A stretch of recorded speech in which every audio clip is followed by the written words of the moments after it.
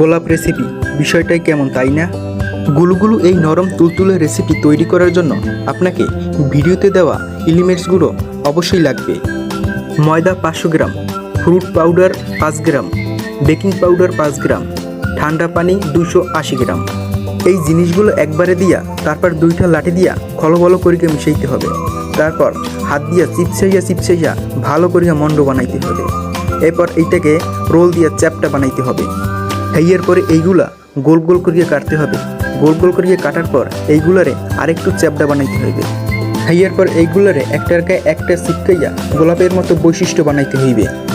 সবগুলো বানানো হয়ে গেলে এরপর সবুজ আকৃতির বৃন্ত এইগুলোর গায়ে লাগাইয়ে দিতে হইবে। লাগানো শেষ হইলেই এগুলা ভাপে সিদ্ধ করতে হবে।